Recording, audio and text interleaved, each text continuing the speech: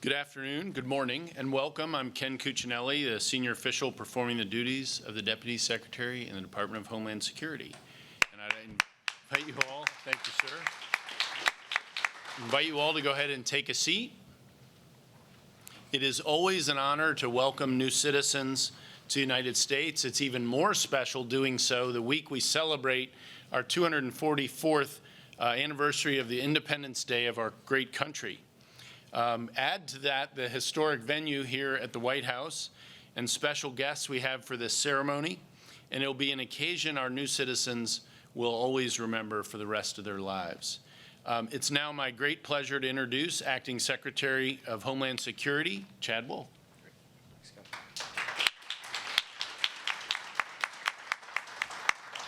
Well, good morning, and thank you, Mr. Vice President, for hosting us here today. And it's certainly a pleasure to be here with Secretary Chow, who herself is a proud naturalized citizen, Joe Edlow. Joe Edlow, who is running U.S. Citizenship and Immigration Services today. And good morning and congratulations on becoming the newest citizens of our great country.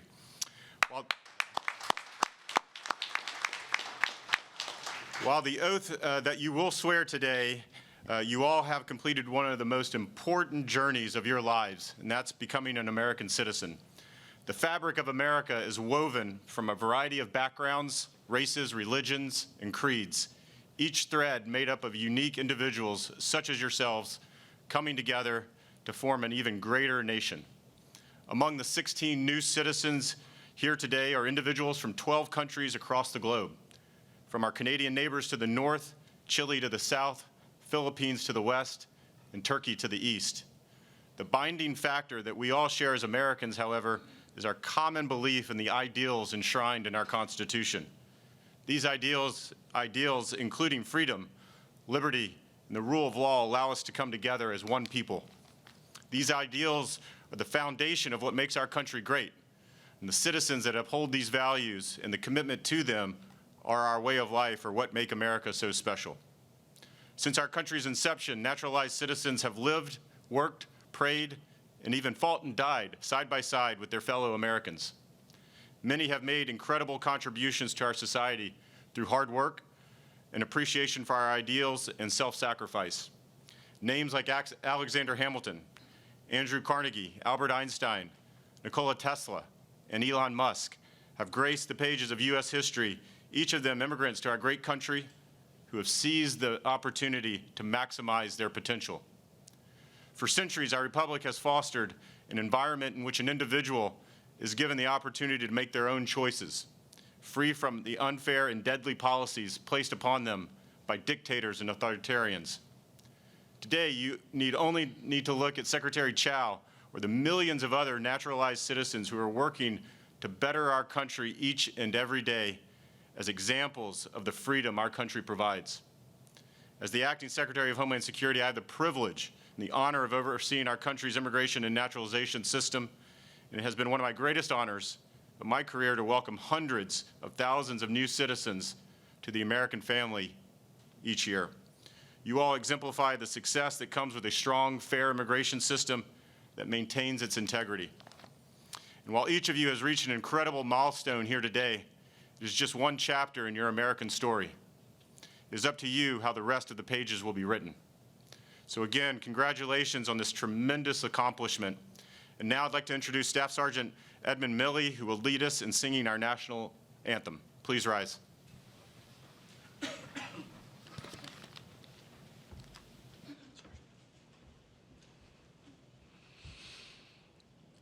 Oh, say, can you see by the dawn's early light what so proudly we hailed at the twilight's last gleaming, whose broad stripes and bright stars through the perilous fight o'er the ramparts we watched were so gallantly streaming, and the rocket's red glare, the bombs bursting in air, gave proof through the night that our flag was still there.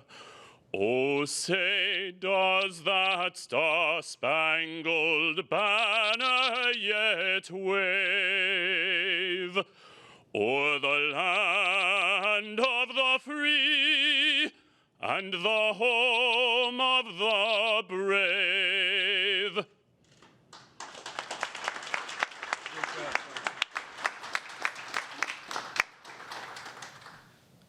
Please be seated. Thank you, Staff Sergeant Milley, for that beautiful rendition of the Star-Spangled Banner. Ladies and gentlemen, my name is Joseph Edlow. I am currently the Deputy Director for Policy at U.S. Citizenship and Immigration Services, and it's an honor to be here with you all today on behalf of USCIS. The song we just heard, our national anthem, was penned by Francis Scott Key, who was inspired to write it after seeing the American flag still waving after the British attack on Fort McHenry in Baltimore, my hometown, during the War of 1812. Our flag tells our story. It is a story of a nation whose founders knew the value of hard work and perseverance, of idealism and opportunity. Many of you have similar stories of hard work and dedication that have led you here today, and I congratulate you on those efforts. Now I have the privilege of calling the countries of the naturalization candidates. Candidates, when you hear your country of nationality called, please stand and remain standing. Canada. Chile, Cote d'Ivoire, Dominican Republic, El Salvador, Ethiopia, Ghana, Kenya, New Zealand, Nigeria, Philippines, and Turkey. Mr. Cuccinelli, I present to you 16 candidates representing 12 countries who have applied to become citizens of the United States. Each of the candidates has been interviewed by an officer of USCIS and, unless exempted by the law, has demonstrated the ability to read, write, and speak words in the English language. Each has demonstrated his or her knowledge and understanding of the history and the principles and form of the government of the United States. Mr. Cuccinelli, I recommend that these candidates be administered the oath of allegiance, thereby admitting them to United States citizenship. So candidates for naturalization, if you would raise your right hand and repeat after me. I hereby declare on oath that I absolutely and entirely renounce and abjure all allegiance and fidelity to any foreign prince, potentate, state or sovereignty, of whom or which I have heretofore been a subject or citizen, that I will support and defend the Constitution and laws of the United States of America against all enemies, foreign and domestic, that I will bear true faith and allegiance to the same, that I will bear arms on behalf of the United States when required by the law,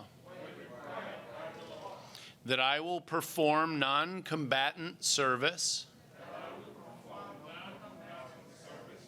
in the armed forces of the United States when required by the law, that I will perform work of national importance under civilian direction when required by the law, and that I take this obligation freely without any mental reservation or purpose of evasion. So help me God. Congratulations.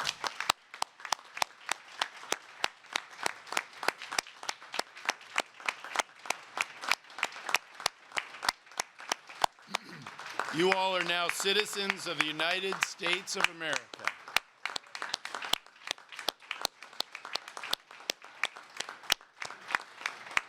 And if you would please remain standing, as your first act as new United States citizens, I would ask you to join me in the Pledge of Allegiance.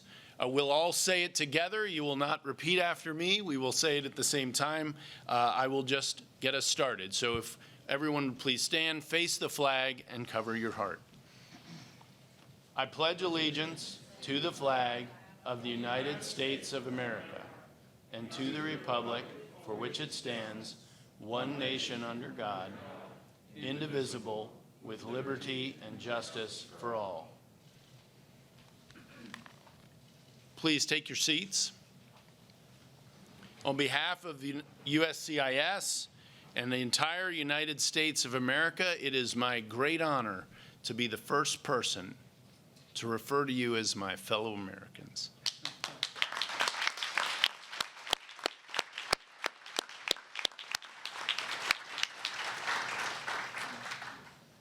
In taking the oath of allegiance to support and defend the Constitution of the United States, you've gained important new rights and responsibilities, along with ownership of America's future.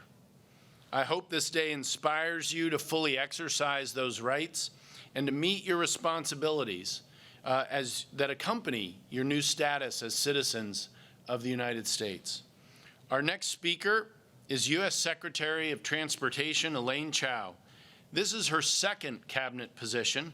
Previously, she served as U.S. Secretary of Labor, the first Asian American woman in American history to be appointed to the President's cabinet, and certainly the first to be appointed twice. She herself is an immigrant to this country, as you heard earlier from Secretary Wolf. Secretary Chao has a distinguished career in private, public, and nonprofit sectors. She is a graduate of Harvard Business School and the recipient of 37 honorary degrees, doctorate degrees.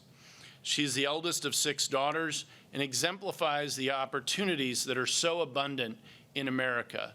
And it is her history and accomplishment that make her truly one of the most unique speakers at Naturalizations that we have ever had. And it is my honor to introduce Secretary Chao.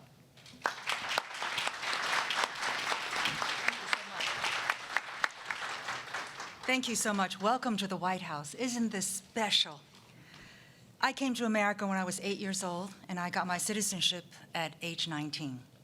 My family's journey is one that I'm sure you've heard a lot about from many other people because you share the same experiences. My late mother, Ruth Mulan-Chu Chao, and my father, Dr. James S.C. Chao, met during the Chinese Civil War.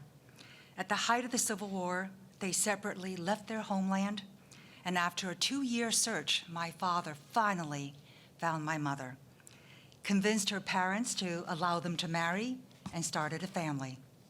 My father became the youngest sea captain at the age of 29.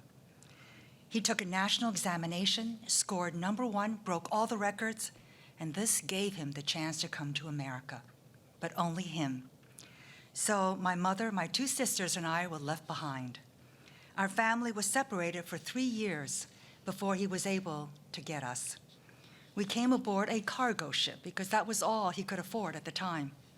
When our ship sailed into New York Harbor, we were filled with happiness, but we were also very anxious, wondering whether we would ever survive in this new country. Our initial years in America were very challenging. I don't need to tell you that. But my parents never lost faith in the promise of America, and that America was a land of opportunity, and that our futures would be bright. Each of you come with your own stories of coming to America.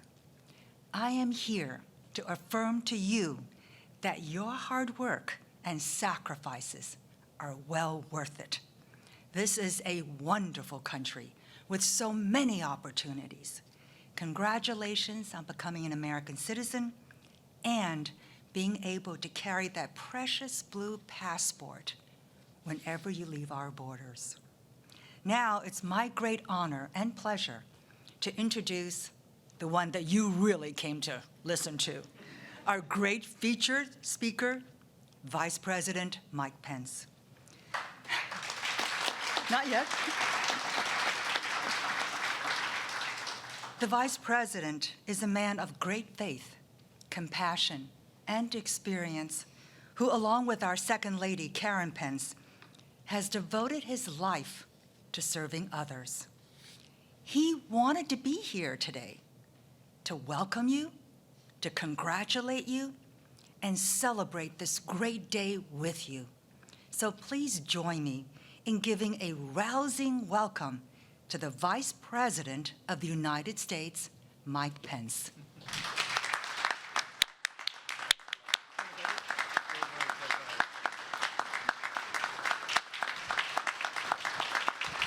Thank you.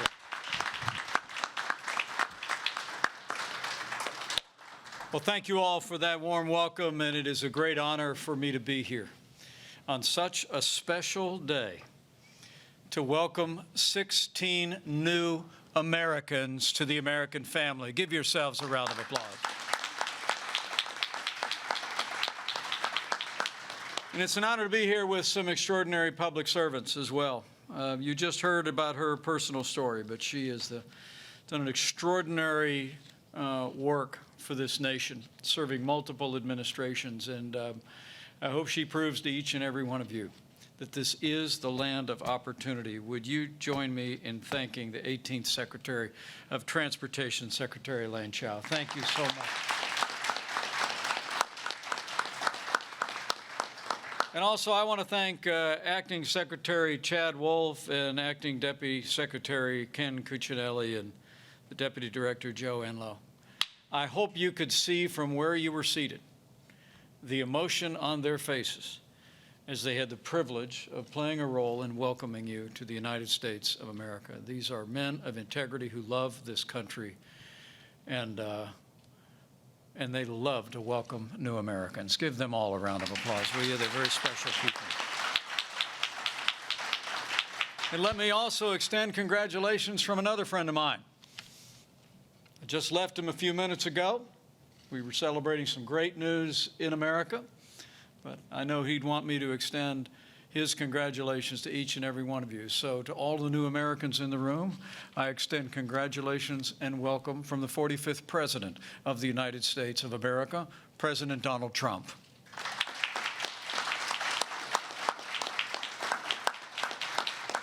And on behalf of the President and the First Lady, welcome to the White House. It's an honor to have each one of you here for such an important milestone in your life and in the life of this nation. There's no naturalization ceremony that ever occurs in this country that isn't of enormous importance to the life of this nation. Because apart from our Native American brothers and sisters, the reality is that all of us came here from somewhere else. Truth is, my own story, and just 2 short generations ago, involved immigration. Some were brought here against their will. Some came to this continent to seek freedom and liberty.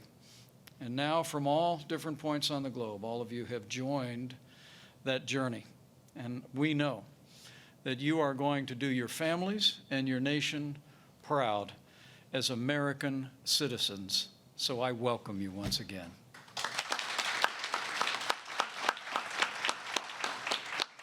And I'm told that this class comes from 12 countries across 5 continents. It was inspiring to see the range of backgrounds being standard during introductions.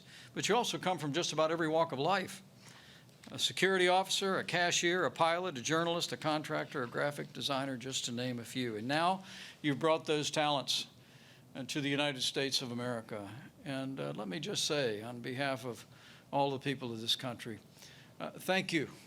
Thank you for bringing your lives, your experience to enrich the greatest nation on earth. We're grateful to each and every one of you for embracing America and becoming American citizens. From those diverse backgrounds, though, you had one common aspiration. You left hearth and home, friends and families. You left the familiar for the unfamiliar. You're part of the long American story that we will celebrate in just a few short days. And you come at a time of unique challenges in America and across the wider world as we deal with an unprecedented pandemic. But I think the world has seen, and you will continue to be a part of a story that demonstrates the resilience and the strength of the American people. Because as the jobs numbers testify today, nearly 5 million jobs created in the last month, we're opening up America again. And you're in the midst of a great American comeback. And you'll be a part of that. Our history now is your story. And by bringing your talents and your energies and your enthusiasm and your devotion so eloquently articulated, not just in the oath that you took, but in the pledge that we all recited, we know you're going to play your own individual part in making a stronger and more prosperous America. And it's actually, it's good to be with you as we're just a few days away from celebrating our Independence Day. 244 years ago, a group of Americans gathered in Philadelphia and signed a document pledging their lives, their fortunes, and their sacred honor behind a set of ideals, a commitment that all are created equal, even though at that time in the life of our nation, some were not considered that way. We committed to a more perfect union. And each and every year since, our nation has strived for a more perfect union, and I know with the diversity of backgrounds that each of you bring, you will enrich America and be a part of our steady march toward that more perfect union, and I thank you. I truly do. But you may not know that 244 years ago today was also a momentous day. July the 2nd, 1776 was actually the day that a man who would become our first vice president said that we'd be celebrating our independence. You may not have actually known this, but it was on July the 2nd, 1776, that Congress actually declared independence by adopting a resolution. And John Adams, our first vice president, I'm partial to vice presidents, actually wrote in a letter to his wife Abigail, quote, "The second day of July, 1776 will be the most memorable epoch in the history of America." He said, "I am apt to believe that it will be celebrated by succeeding generations with great anniversary festivals, with pomp and parade, shows and games, sports, guns, bells, bonfires, and illuminations." Well, actually, we celebrate that 2 days from now, but now you're a part of the great and storied history of July the 2nd. So welcome.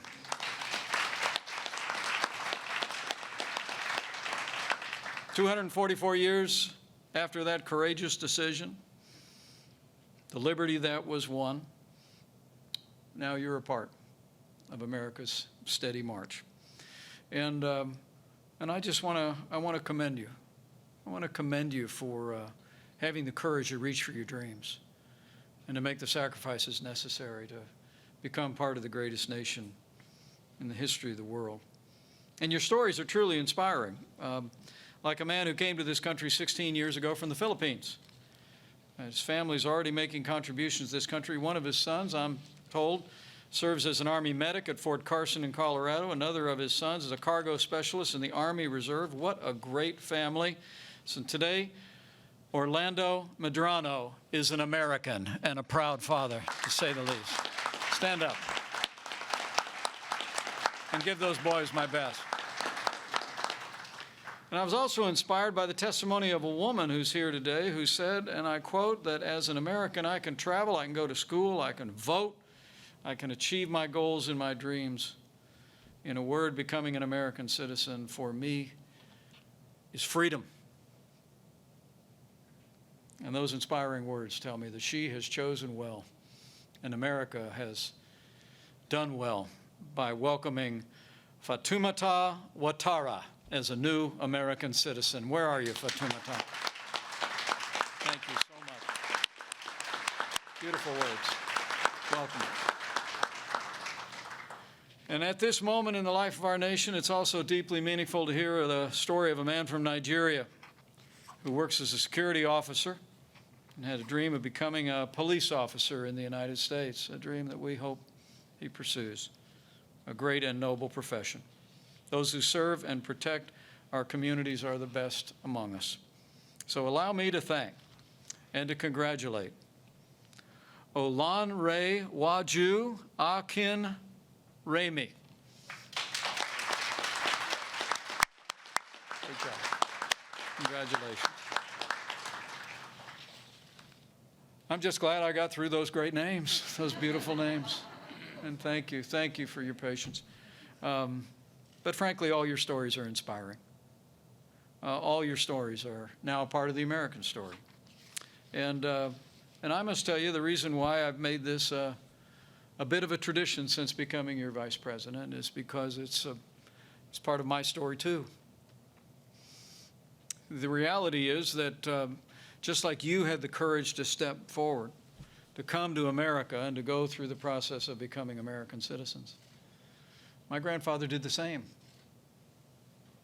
In fact, I'll never forget the day that I was inaugurated as the 48th Vice President of the United States. I was sitting up on the platform, and people have asked me since what I thought about at that time.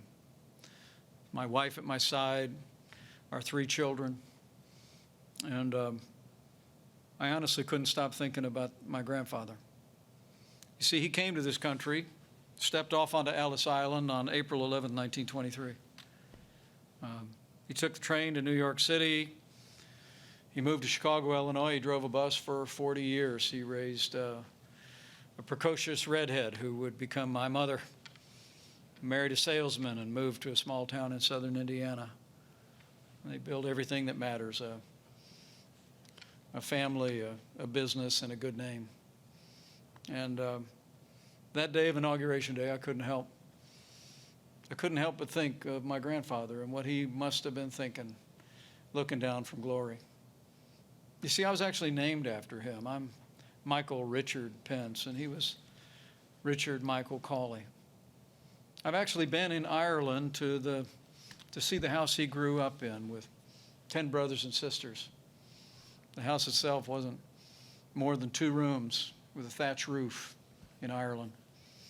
And the legend in our family is that my great-grandmother managed to get him a one-way ticket to America. And she told him, "You have to go because there's a future there for you." And I was part of that future. My 3 brothers and 2 sisters the same.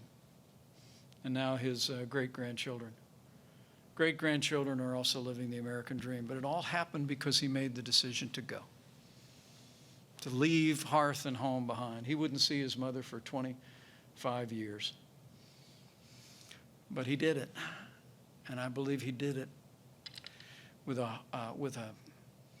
faith in this country, faith in the boundless opportunities in America, and also with an aspiration and a hope for the children and the grandchildren that would follow. And I'll be forever in his debt. But I'm also a debtor to America. I'm a debtor to America that made good the promise, that put my grandfather on that boat and brought him across. And I want to say to each and every one of you, wherever you have come from, you are now Americans. And America will make good on our promise to each and every one of you. Boundless opportunity for all. So go out and grab that dream.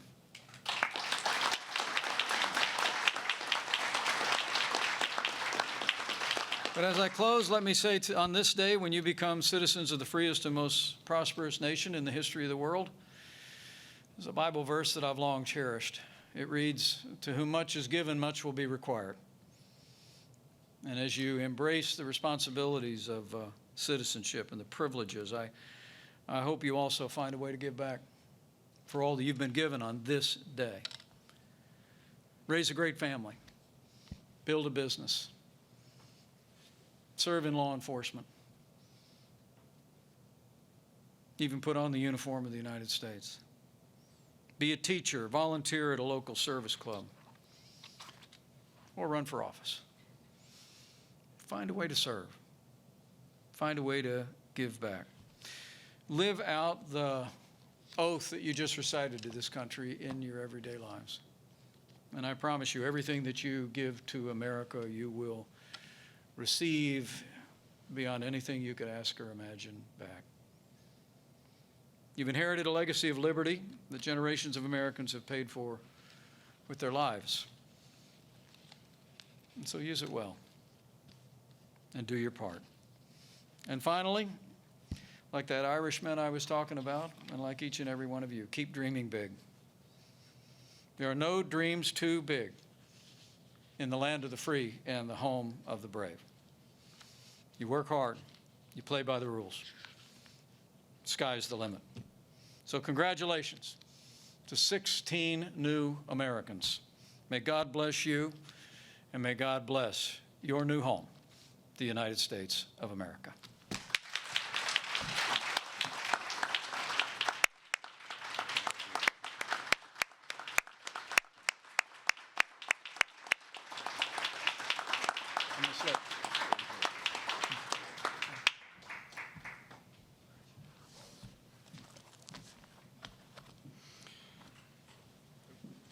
No, that's okay. You can all sit.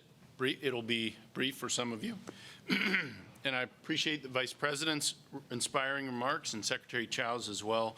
At this time, we have the privilege of presenting you with your naturalization certificates.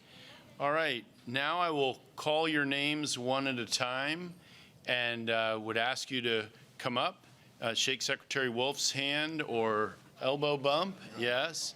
And Joe Edlow will have your naturalization certificate. And Joe, do these need to be signed or are they already signed?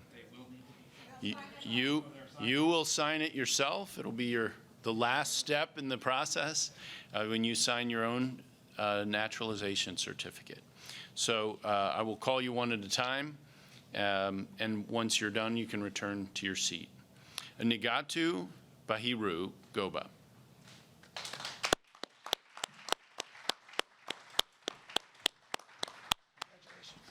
Congratulations. Well done.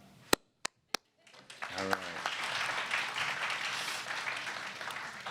Betty Schellengot Lychena.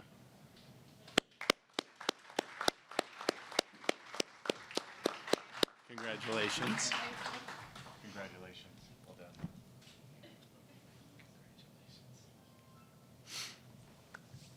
Juan Carlos Gutierrez Zepeda.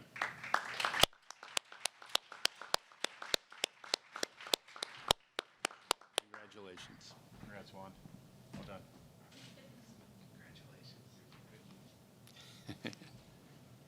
So congratulations in the age of COVID here.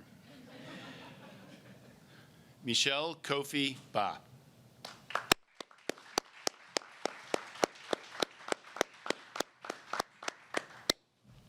Congratulations. Well done.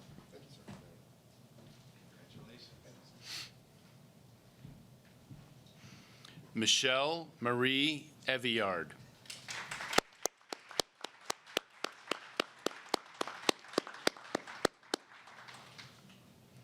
Congratulations. Well done, Michelle. Sharp elbows.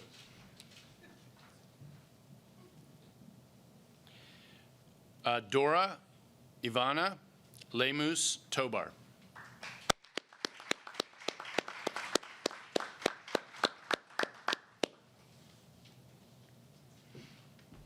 Congratulations. Well done. Good job. All right. Thank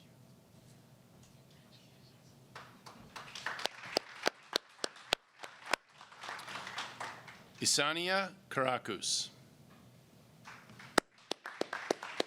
Congratulations. Congratulations.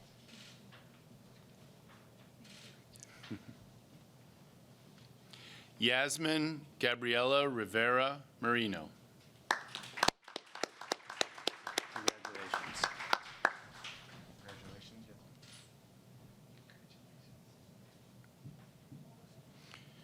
Juen Joy Paraiso Villalon. Congratulations.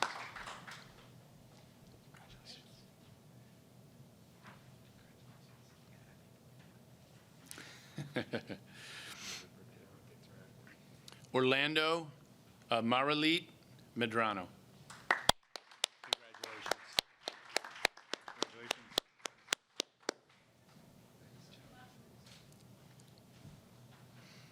Benia Thomas Ugola. Congratulations. Well done.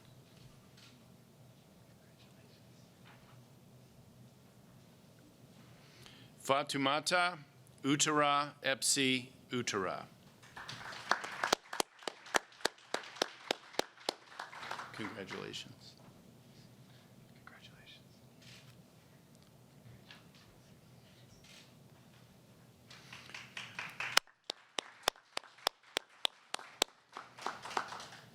Olanriwayu Waremu Akinreme.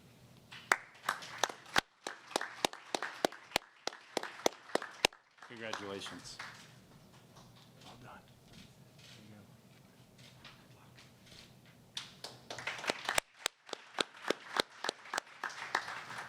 Maria Stoyanovich Nokova. Congratulations. Good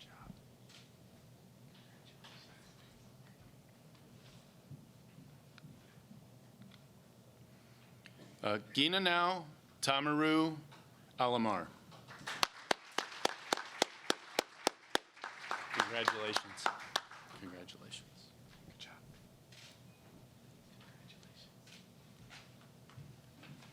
Elvira Josefina Mendoza Santos.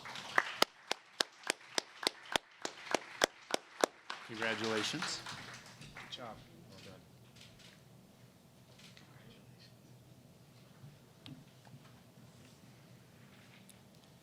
Want to thank all of you for being here today to celebrate this very special day with your loved ones, all the family and friends who came. We're going to, we've finished our photos, so we're concluding the day, and we'll finish with a final congratulations to our 16 new Americans.